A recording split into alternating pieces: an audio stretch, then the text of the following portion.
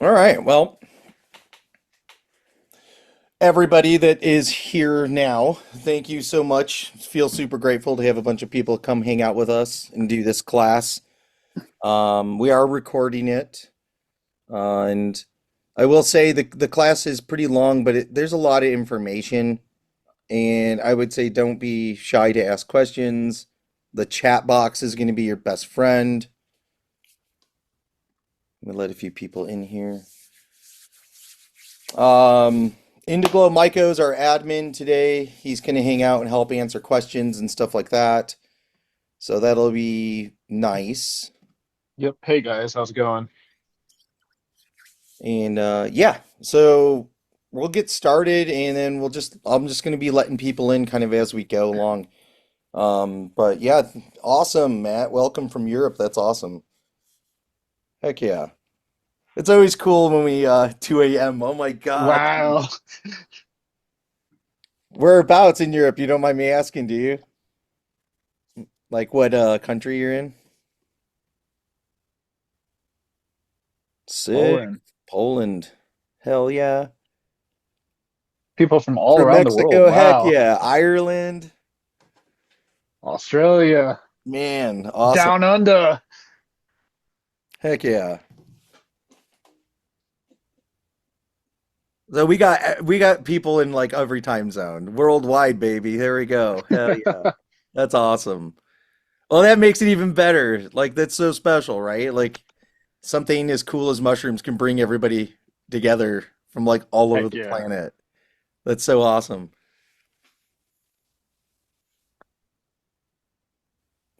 Oh, the bumpkins. Yeah. Yep. We I like those. Dude, they're sick. I actually have there is one cut. I haven't found out which one it is I have floating around. One of them is producing massive blobs. Huge. I actually cloned it because I think it's just gonna blob forever. There's another cut though I'm running that's it's still doing what it does. It's like fruiting perfect flushes of fruits, but the blobs are insane. Like they get huge. That's super cool. And greetings from the fifth dimension. Awesome.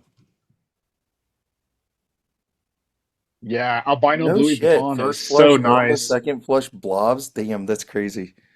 That's super cool. Yeah, the ABVs, man, my only complaint I'll just say about the albino Louis Vuitton is that they just destroy cakes. That first flush is usually one and done. Yeah. They're just Yep. it decimates everything. Oh wow, no shit. That's awesome. Yeah, those eight pillies, they're super cool. Fuck yeah. Well, you guys are awesome. All right, cool. I'm gonna get started. So, first and foremost, super grateful to have this many people here from all over the globe, which is super awesome. So, thanks for coming out and hanging out with us, guys. Agar Alchemy is a complete like fundamentals class. So, we're just gonna go over like fundamental knowledge, information to really give you guys like that fundamental understanding of like how to work your genetics, how to care for them, how to feed them, because obviously that all goes into the outcome. And if we can kind of, find a way to care for the fungi correctly, they really will always respond in a positive way. All right. Be a free thinker and don't accept everything you hear as truth. I think it's like a really profound statement by Aristotle. I always like to start the class this way because specifically in mycology, it's wild just how wide of a range of information there is, and it doesn't mean that there's bad information. I mean, there is, like in anything, right?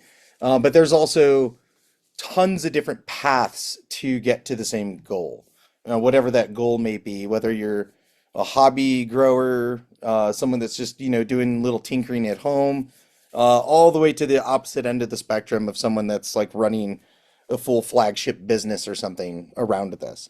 But there are definitely lots of tried and true different methods. But a lot of the stuff we're going to talk about today is like fundamentally doesn't change because we're going to go into some in-depth information on like actual anatomy, functionality of the mushrooms, and kind of give you guys a really good overview of understanding that you can apply to your cultivation. So, whatever avenue you are taking to get to your end goal, this information should help you in any direction you're going. Whether you're growing in bags, plates, I don't know. I've seen people growing out of crazy stuff lately just for fun. Um, but the class is broken into two sections. So we're going to have one side that's going to be process, and the other side is going to be the actual like study of mycology. And the whole point of breaking this down is just so it's easier for you guys to just understand like we're going to have a lot of informational pieces, but there's also going to be things that are like actual task oriented things that we do, right? So whether you're working in a SAB at your living room table, or if you actually have a dedicated lab space that you're working in, no matter what, those tasks don't change, right? It's just changing your environment is just different. That's all. So, but we have like equipment, supplies, preparing things, actually taking cuts, inoculation techniques, transfers, all of that stuff. And those are just tasks, and we're just getting to see them, understand why. And then the study of the actual mushroom itself, we're going to go through anatomy, functionality, nutrition. We'll go through some hypothesis and theories, observations, isolation, selection, clone cycling. And then we'll also talk about like culture stability pretty late in the class. So we'll probably get through a ton, and that stuff's kind of late. So we'll talk about storage techniques too. All right, so I'm going to zip through some of these first slides. And again, you guys will have all access to this. We're going to try and post this up by the end of the weekend. So it's just totally out there, available to be watched as many times as you'd like. But these lab equipment lists are pretty essential for, anyone who's starting out. So if you're new to mycology and you're still just trying to get your sea legs, so to speak, consumable supplies are a big thing in mycology. So, and because there's so many consumable supplies, there can be a lot of waste. It's definitely a challenge for anyone who's got environmental practices in mind. Definitely any lab work, it really is. It doesn't matter whether it's collegiate or hobby at home. It is always just kind of this issue. The good thing is that a lot of lab plastic companies are making their plastics out of different kinds of polypropylenes that break down and degrade quicker. So we don't have as many like forever chemicals being used in our plastics anymore, which is a good thing. It's still an issue, but it's better. All right, so this list basically breaks down some essential supplies, things you might want, things you might need. Obviously, the left side is just kind of like standalone equipment. That's things you're going to want to have on hand, depending on what kind of scale you're at. But they're just really basic things like infrared temperature gun for pouring plates. If that's, something, it's kind of an essential little tool in my eyes. So if you are pouring plates and you don't have an infrared temperature gun, you definitely want one. But on the flip side to that, on the right side, we have just consumable supplies. We have ingredients, gloves, petri dishes, cotton swabs, scalpels, and obviously sterilizing chemicals like alcohol or bleach. Side note, bleach corrodes stainless steel. So if you guys are using stainless steel tables, like a very classic lab style setup, do not use bleach, use alcohol. Otherwise, you'll corrode your stainless steel and you'll get a rusty table in about a year. Um, there are some also alternatives. So if there's somebody in here in the class today that's doing super hobby scale, anybody that's doing just basic work, small for yourself, I would highly suggest and urge to use reusables. Like buy glass petri dishes, use mason jars, just things that are reusable instead of all the consumable, just to lower the trash. And it's just something I'm always conscious about. But I'm going to dive into some specific lab equipment just to kind of give you guys an idea of things that are out there, things you can use, or just as information. I know some people have no intentions of buying something like this. This is a flow hood. just make sure I'm on the right slide here, guys. Yeah. Okay. So this is a flow hood, like a traditional lab professional flow hood. They have pre-filters low in the cabinet. They pull the air up or they pull them from the top. They usually have a sterile air flow that comes out and pushes air out of this box work area. These things, you can find them usually from like decommissioned university labs and different types of manufacturing labs. A few years ago, you could buy these things for like, I don't know, $1,500, $1,000 if they were used. These days, not really the case. But if, if there's a budget, if budget's not like a concern, these things are insane. They're super awesome, especially for professional grade work. The sky's kind of the limit, though. You can get UV lights for sterilizing. The equipment, there's just a really top of the line kind of flow hood. Um, Now, something a little more adaptable, I would say, is your standard cabinet flow box, like a wooden flow hood. They're DIY, you can build your own. The filters are very easily replaceable. The only issue that I have with this is that they're heavy. They're super heavy, a little bulky. But you can build one of these for under $500. You know, you can go to the store, buy MDF board. There's plans online. You can look them up. Instructables.com has a few like blueprint plans that you can use this for. They are affordable. It's definitely maintenanceable.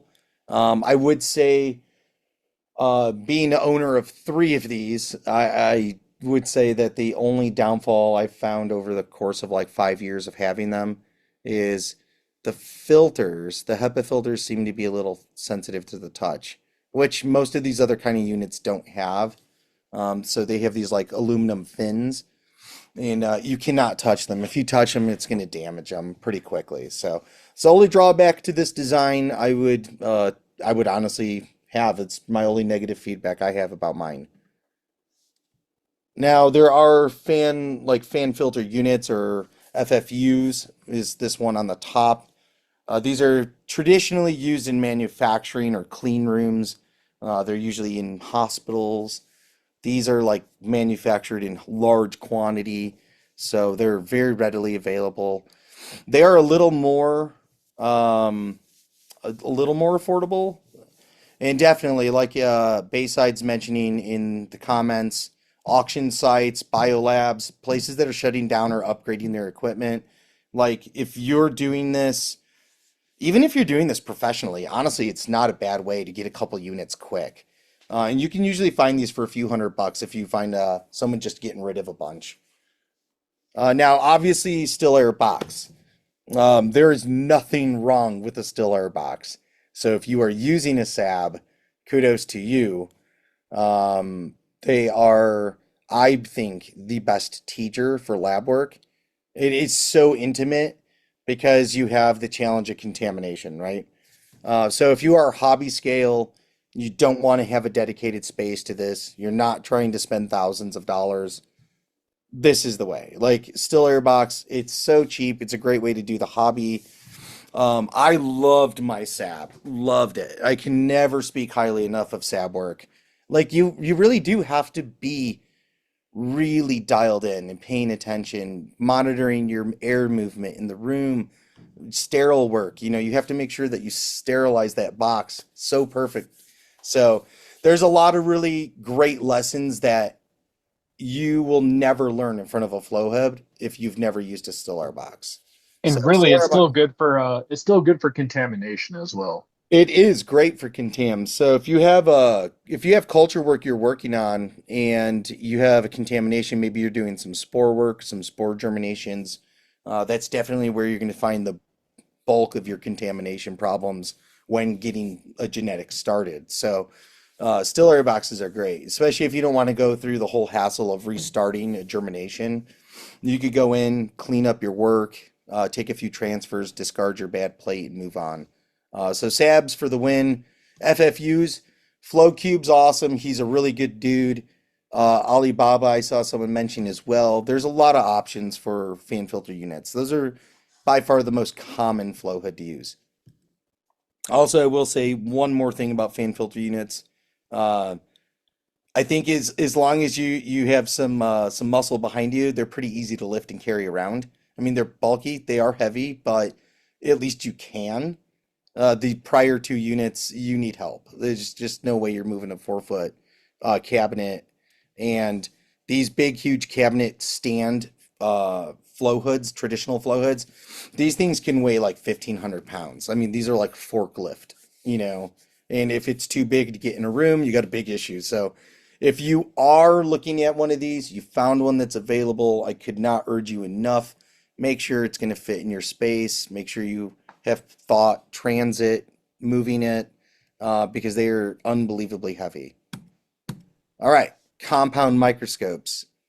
Compound is for high magnification, and high magnification is great for, viewing spores or mycelium. If you're just trying to familiarize yourself with some of the more microscopic features when growing mushrooms and working with mushrooms, compound microscopes are wonderful to have in the lab.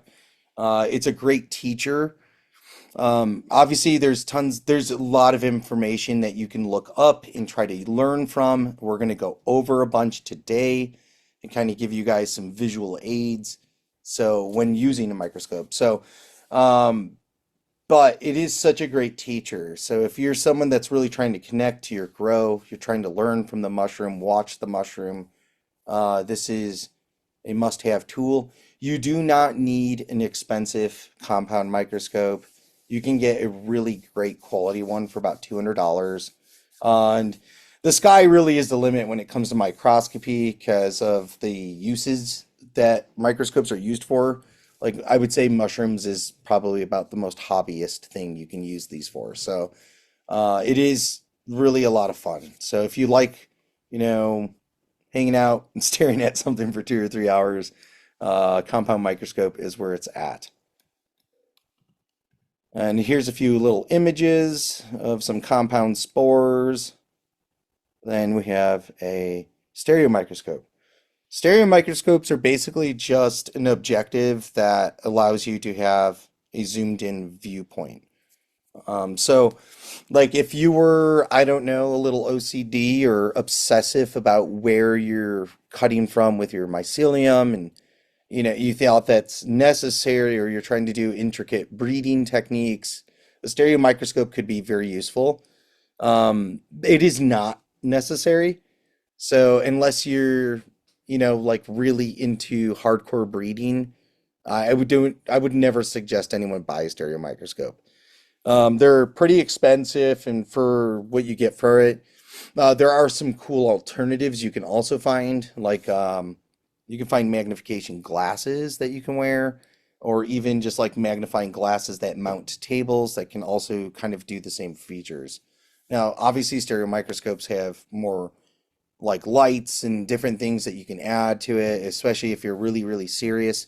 If you're super diehard, nothing I'm saying is going to matter anyways. You'll just buy one because you'll need it.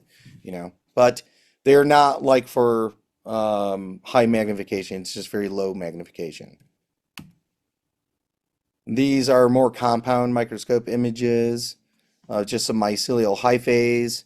We'll come back to this guy over here a little later, but these are just literally strands of hyphae growing, and we'll kind of break down some of the anatomical features that we see in here.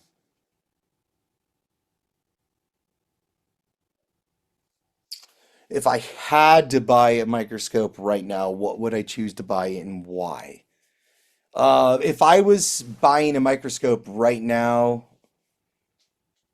well, it depends. I mean, if it was me a few years ago, I would be scouring like Facebook marketplaces, just different marketplaces where people are selling things and maybe getting lucky, finding like a Nikon or an Olympus, something that was used, decommissioned, but cheap, something that was affordable but high quality, even if it was dated.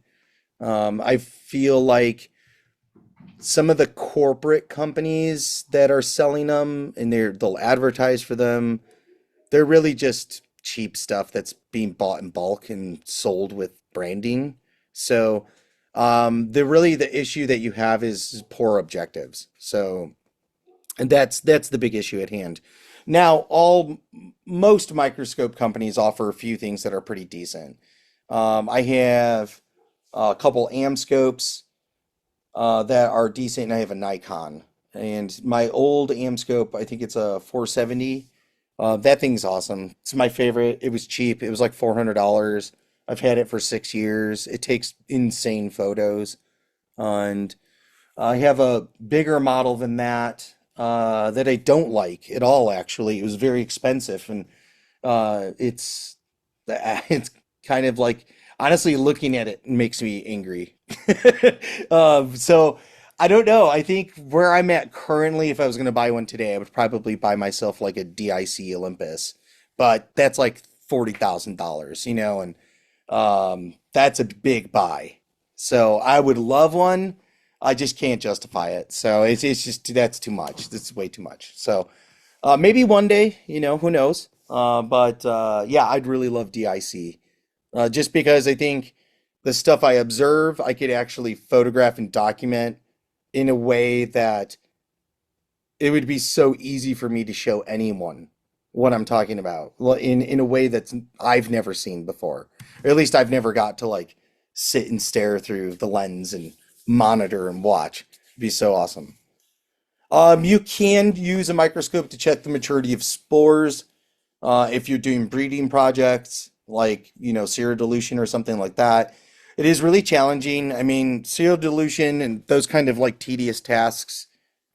I mean, you got to sleep, right? That's the challenge. Mushrooms don't wait for us, so getting on their schedule can be kind of exhausting, especially if you're doing breeding and you want to watch something happen. But you can watch. You just have to be creative, I would say, is like how you display it to yourself without drying out your samples, making sure that they're humid enough that they don't die.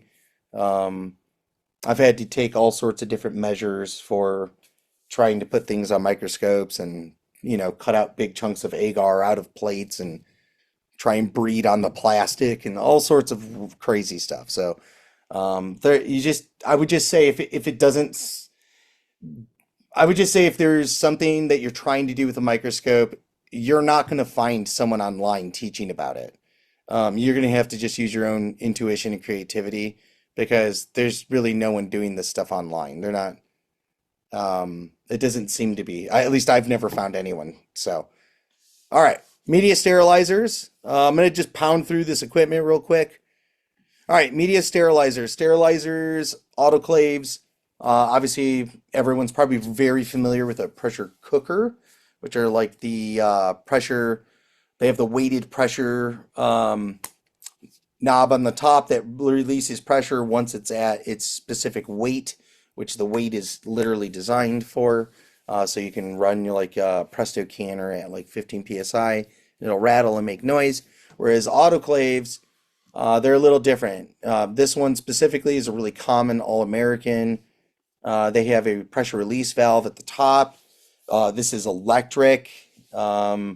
They You could just basically set them and forget them. The only thing I will say about autoclaves versus a canner is if you're still kind of green, even if you're a few years in it and you've never worked with autoclaves, they're silent most of the time. So you just got to be aware. You got to set alarms, reminders. Don't forget these things. I've had a friend of mine told me a story about a buddy of his that left him running because he was like smoking a bong or something and passed out on a couch and found it at like bouncing off the red over here at like 30 psi. So these things are built to fail. They do have like a rubber stopper that's supposed to pop off when they're over pressurized so it can automatically depressurize itself and not blow up. But it's just still something that everyone should at least watch and monitor. But they are great. I don't think autoclaves are good for lab work unless you're just sterilizing tools. They're great for grains. They're great for other processes. But as far as like cooking agar media, liquid culture, and things like that, because of the way the pressure builds and the heat inside of an autoclave, I have not found it to be a super big use to me. Actually, I think canners are faster, easier. And when you're pressure canning something for 20, 30 minutes, this thing, especially electric autoclave, it could take 20 or 30 minutes just to get hot, let alone start building pressure. So it's just something to take into consideration. Not everything that's nicer and bigger is always better for your, work. All right. Be clean, be organized, set yourself up for success. If you're working in a tight space, utilize it to the best of your ability. It is always going to benefit you to take a little bit of extra time to make sure that you're orderly, you're clean, everything's labeled. It gives you a good process. It allows you to save some time later and give you some fluid motion. So before you get in the lab, make sure that your lab space, whether you're in a closet, you're working in a SAB on your table, it does not matter. Whatever little space you are using, or if you're using a commercial sized lab, cleanliness, organization is just so critical. You don't want to, even after a long day of work, if this is what you do for a living, even part time, it's just make sure that you pick up, clean up, organize, because the next time you come into that space, it's gonna be that much easier to just to get started. All right, mixing and pouring agar. We're gonna run through some processes and tasks. We're gonna go over mixing ingredients, autoclaving or canning, cooling, mixing, pouring, drying, and storing. I'm going to walk through all of this. We do have a few videos I'm going to show you guys that just good visual aids. Nothing fancy. Believe me, some of the production's pretty old, but we're just going to run through it anyways because you'll get the picture. So list of supplies needed. Obviously, your workspace. So that's your SAB flow hood. Petri dishes, centrifuge tubes if you want. Media bottles, digital scale, funnel. And this is just so we can mix our agar, okay? Magnetic stir, it is optional if you're like super hobby scale, but if you're really just doing this like poor boy tech, you don't want to buy a lot of fancy equipment at all. You're pouring agar out of like mason jars. You don't need to buy a media bottle, but you should buy a magnetic stir and get a couple stir rods. It will change everything for you. The agar is so much smoother, so much cleaner, just way better. All right, media vessels, vehicles. I threw in some like hobby stuff in here, guys. I just always like to cater to people getting started. I love the hobby. I love mycology. So I always try to meet everybody where they are. But media vehicles, mason jar, if you're just trying to get it done because you love doing it, there's nothing wrong with pouring out of a mason jar. Just be mindful, you want to tack a hole into your lids, release gas and pressure. That way you don't end up with blown up media bottles, mason jars. Mason jars are not like lab grade glass. They will break, crack, so you don't want to have it pressurized. Then you remove it from heat, put it on a cool table, and it pop. Mainly because the agar is dangerous for sure. You don't want that coming at you at 200 degrees and get hurt. Erlenmeyer flasks are great. It's definitely something I wouldn't really super suggest unless you're making it on like a magnetic heated stir plate. So if you're doing really small, just really, I don't know, small tasks, little tedious stuff, you don't really want to pour 200 plates, 100 plates, 50 plates, and you're just pouring as you go. Erlenmeyer flasks are great. I would not suggest putting one of these in a canner with 1,000 milliliters. It will boil right out of this bottle neck. The shape of this neck will just literally allow it all to flow right out. So it is for small batch. Media bottles on the far left, this is the way. Like, it is absolutely the way. Thank you for the link, by the way, for the $30 magnetic stir. Media bottles, they're absolutely my favorite choice. Professional grade. You don't have to buy Pyrex, which is going to be like crystal. Pyrex is absolutely way better. So if you do pour agar, but you don't pour hundreds of plates and you don't mind spending $50, just get two Pyrex bottles. Get the 1,000 milliliter ones. So you can see in this photo, there's a glass indentation line. This is your 1,000 milliliter line. So when you're measuring and filling, now you know that's your 1,000 mil mark, and that's where you want to fill to. They have a plastic gasket on the rim of the lid, and that plastic gasket is designed to release gas. So there's gas exchange. So the possibility of your glass blowing up or breaking is just reduced tenfold. Now, the only risk you run with professional media bottles is buying cheap. Um, don't buy the cheapest. If you don't want to buy the most expensive, just stay away from the cheapest. I have some. I have some really cheap media bottles. They're terrible. I have 2-inch magnetic rods I use, and there is a rim that goes around the bottom of the media bottle, and it's so deep that the magnetic rod gets stuck in it. So I think I have like 12 of these things, and they're just totally useless. They just sit in the back room. That I don't use them at all. So, just be warned. You are warned. Don't buy the cheapest media bottles. Buy something in between. All right. When mixing your agar, you guys are getting set up to pour plates. You're getting ready to do your task. Just make sure you gather all your stuff. You don't want to like get started and end up forgetting that you need to go get your yeast or whatever.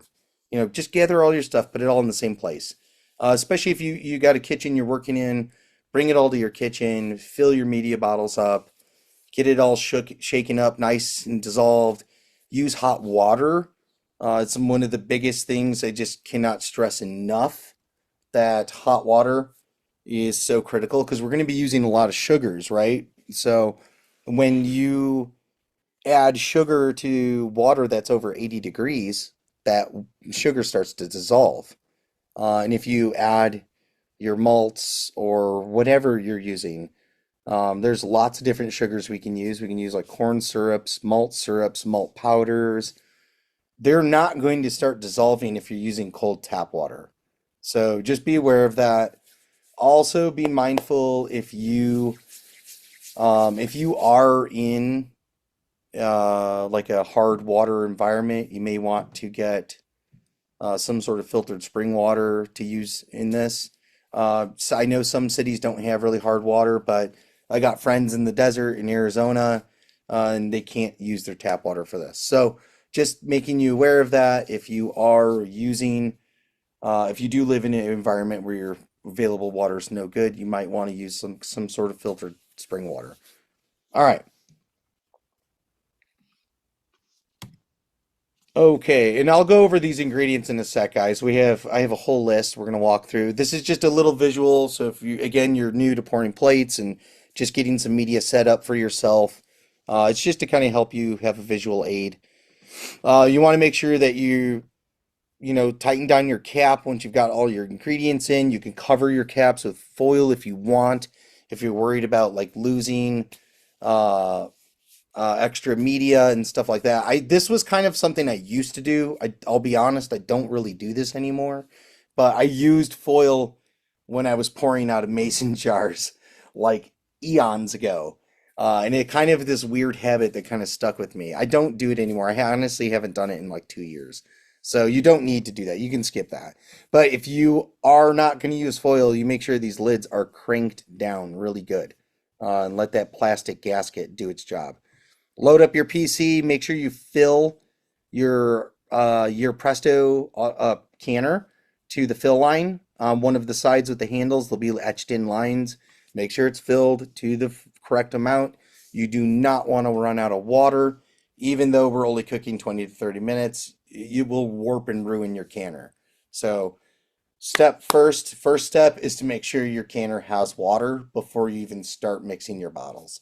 That is just absolutely critical. All right. Sorry, moving little windows out of my way. All right. Safety for sure, guys. There used to be this awesome picture floating around the internet of a guy who had a canner and exploded. And there is a lid of this Presto canner stuck into his ceiling, like 4 inches into the ceiling. It's unbelievable. So, cannot stress enough. Make sure you guys are filling your canner with appropriate amount of water. Make sure that your bottles are tightened down. Don't overfill them. Fill them to your appropriate lines. Set that all up. Yeah, I seen that cursed image. Yeah, for sure. Like, dude, it destroyed the oven. The oven was like non-existent. They were lucky the gas line didn't get blow up. Um, well, heavy water, the problem is minerals, right? So a lot of times what we have with heavy water, like, is just like lime, it's heavy mineral content. It'll build up on your canners. It does affect the growth of your mycelium. It just depends. Like, I don't know what the UK is like for heavy waters per se, but I'm just gonna go on a whim that you guys have like green terrain, and it's probably not as bad as like the Arizona desert.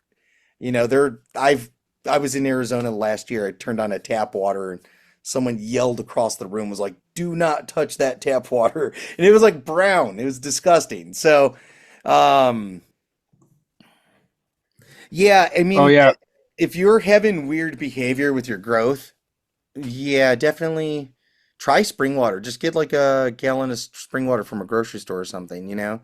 It might be it. You might find out that your water is the culprit, and you could always get one of those like Brita filters or something too and filter your own water. It's a good option, or go distilled. Yes. hey So, Bass.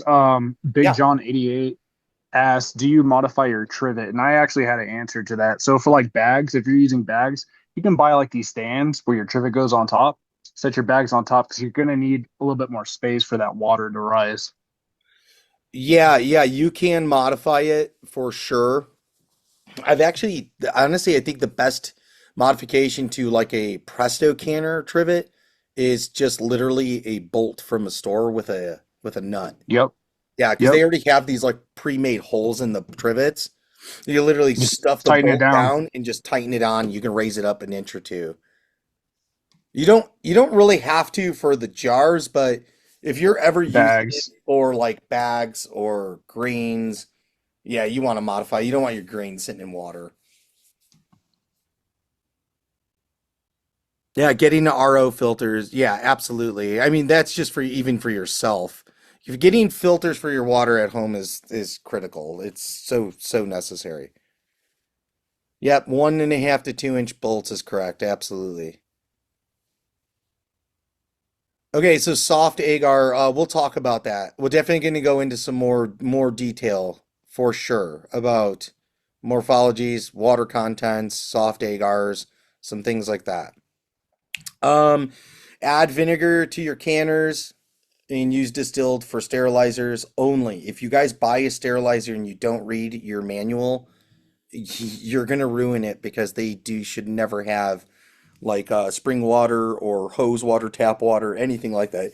Even if you have good quality water, they need to have distilled water because it pulls all that minerals out, and you'll get these big blobs of mineral clumps on the sides of your sterilizer. And it can ruin your probes, your heating probes, and heating elements.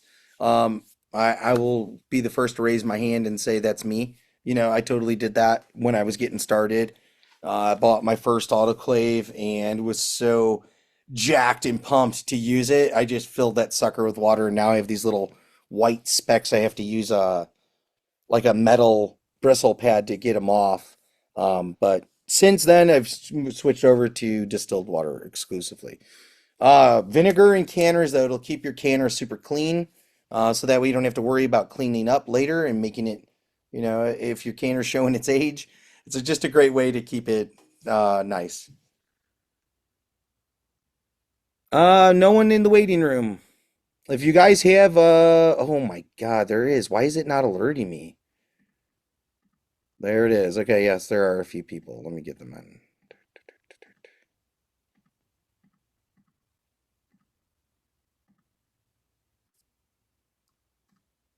All right. Sweet. Sorry, brother, didn't see it. No, I didn't see it either. It usually pops right up in the middle of my screen. I'm going to open this up a little bit more. Okay. All right, so for everybody who just joined, we're just going over equipment. We're finishing with some equipment stuff. We're talking about canners, things like that. And just so you guys are aware, um, we're asking everyone to keep off video and stuff like that, so that way we don't have any issues with connections. Because there's like 40 people in here. So, awesome. Welcome to everyone who just joined again. And yeah, absolutely. Sweet. Okay, so just to get everybody caught up where we are for everybody that just joined, we're going over some equipment. We talked about flow hoods. We're talking about canners, just some basic use for beginners. Some troubleshooting. Using distilled water in our autoclaves. Throw a little bit of vinegar in your canners.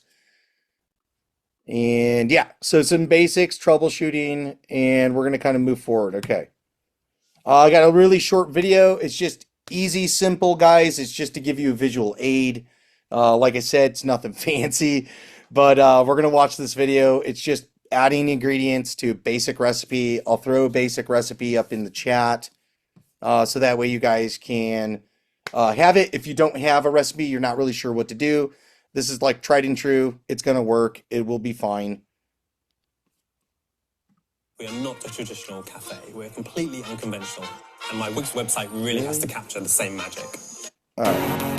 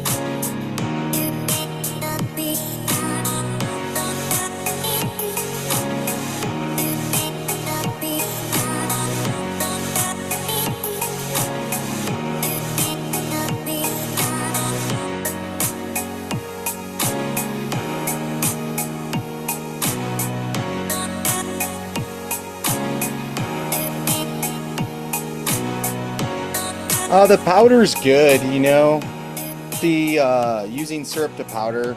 If you have the powder, just use it up, don't let it go to waste, because if you let it sit in pretty much almost any container, unless it's completely airtight, it's just going to turn to like a solid rock.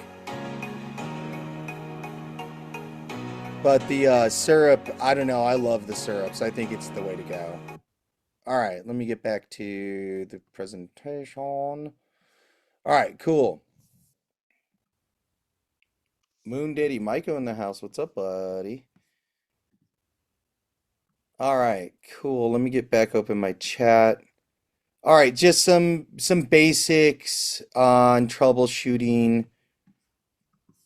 some basic cook stuff. So if you guys are cooking agar, obviously it doesn't need to be total rocket science. You can get away with a pretty basic recipe. I'm going to throw one in the chat. 1,000 milliliters of water.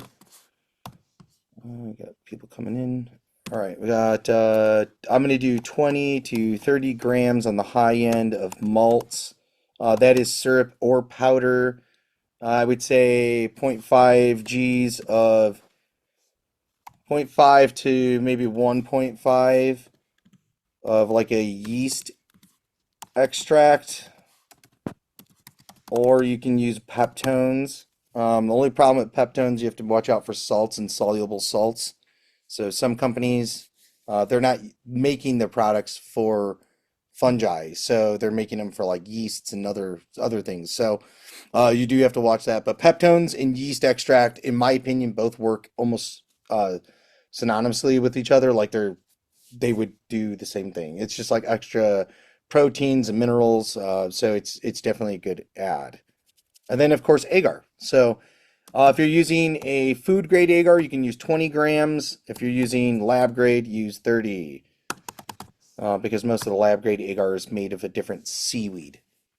So that's usually what happens. All right, boil over. If you guys are getting, most of the time, if you guys have boil over, you're losing agar when you like open up your canner. Most likely, if it's a media bottle, your lid wasn't tightened down.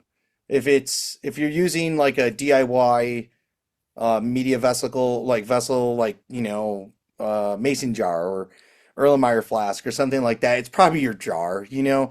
If you are getting overflow though, and you are boiling out and you're losing media, the problem is you're probably losing water. So you're gonna have this like concentrated media. It'll probably be too stiff, way over filled with sugar. So just be mindful what you're losing is probably the water which you need. So with that being said, I would definitely say if you have a boil over issue, I wouldn't necessarily throw it away if you're, just trying to get something to grow and throw it into grain. It's not a waste, but that's commonly the problem. So if you are getting boil over, you are using a DIY vessel and you're not using a media bottle, you're overfilling. So just reduce your recipe, reduce your water, do less in per vehicle. That way, when it does boil inside of it, it's not boiling over. So just use less. If you're using a mason jar by chance and you're working in a SAB, just don't go over 500 milliliters of water per bottle. So that way you give that good 2 to 3 inches of head space. So if it boils, it won't boil out of the bottle. All right, bubbles. If you're pouring media and you're just tired of your agar plates like being filled with bubbles and foam, it's probably because you're slushing it and stirring it around with your hand. So you don't want to do that. This is where that magnetic stir rod comes in. I was talking about earlier, like I think it's just such a game changer. So anyone that's in here that's like beginning, new to the hobby, new to this kind of thing, get a stir rod. You can buy a magnetic stir for like $20 to $30. You can get a bottle for about $20 to $30 and a rod for about $10. It's worth the investment. It'll definitely give you cleaner, nicer agar. When you pull your media in a bottle out of a canner and you put it onto a stir rod, you do not want to stir it if it's over 180 degrees. So you need your infrared thermometer to probe your bottle to make sure it's not too hot. Because what'll happen if your media is 200 degrees and it's super hot and you pulled it out of your canner pretty early, if you put that on a magnetic stir, it'll start boiling. And that's just because it hasn't depressurized. So what you'll end up with is foam. You'll have tons of bubbles and foam at the top of the bottle. There is only one way I know how to get rid of really dense foam, is if you don't release the pressure until you let it build pressure, which can be a little scary. So I don't recommend doing this, but do it at your own risk. I've done it probably hundreds of times. But if you let that foam build up and it has pressure, you can put it in front of your flow hood, you turn the lid quick, and that gas will all like literally evacuate, and the foam will just disappear. But I've Hey, always Bass. what's up? I was gonna say too, for the magnetic stir bar, it also homogenizes the temperature throughout the entire media bottle. That way, it's like, it's just a more even temp throughout. Because sometimes it Exactly. clumps up. Yeah, no, 100% right. So it's definitely something you probably want to grab if you don't have one. Caramelization, if you're using powders, this is definitely going to be something you'll deal with. You can lower your pressure, so lower your PSI, or shorten your time.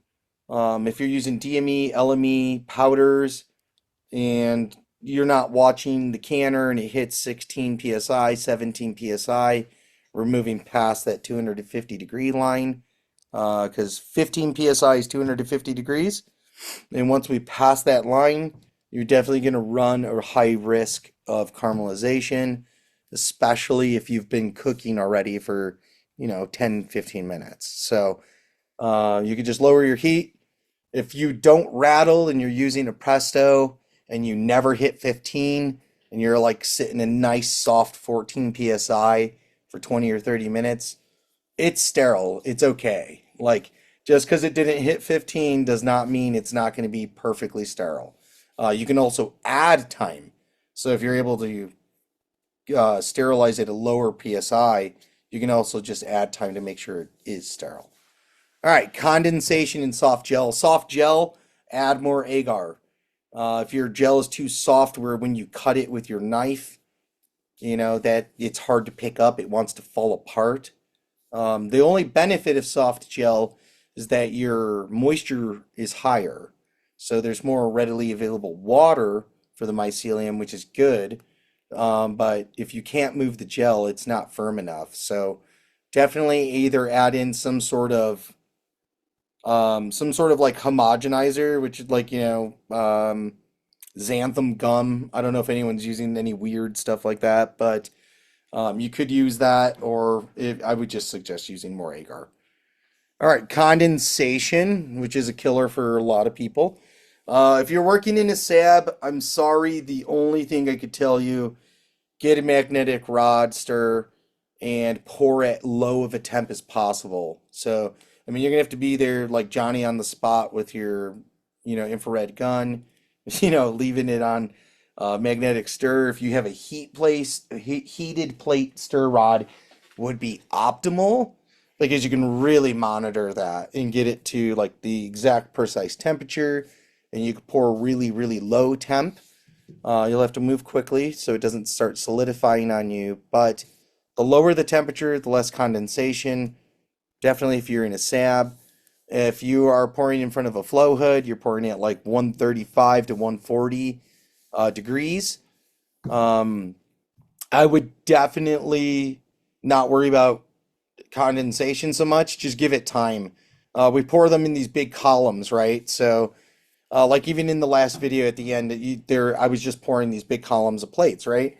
If you leave them the side of the plates that are facing the flow, about an hour or two into after being poured, that side is all going to be clear because the flow of air is literally evaporating the water, right? It's cooling it down, the gel solidifying, and all that excess moisture that's trapped inside the plates is literally evaporating. So what you want to do is just turn your plates 90 degrees.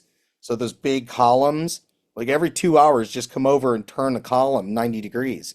And make sure that airflow touches another side. 4 to 8 hours, depending on your flow hood, your plate should be crystal clear.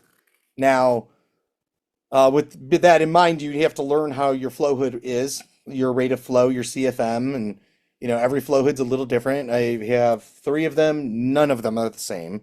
I've had about 4 different fan filter units in the time I've been working with mushrooms, and none of those were the same. So just be aware of that they all blow at different CFMs. They're not perfect. Yeah, so once you know how your flow hood is, the rate of flow, and how fast how fast it clears, you can really time it. A lot of times what I do is I just have a couple late nights a week where I'll pour, I usually pour at like 10 p.m. my time, and I'll pour like bust out like 400 plates, 400 or 500 plates, pour them. I won't even clean up. I'll be totally honest with you guys. I just fill my trash can and I leave, and I'll wake up in the morning, come down, and they're done. They're good. So the only problem is rotating. If you can't rotate your plates, if you leave them in front of flow too long, they'll start to dry and you'll get these crack lines through your gel. So just be aware of it. And these are all just like stuff I've dealt with pouring thousands of plates. I've probably poured literally like 500,000 plates. So it's just something to be aware of. It's going to happen. Something's not going to work out. But if I could help you avoid some of those kinds of things, it would be good.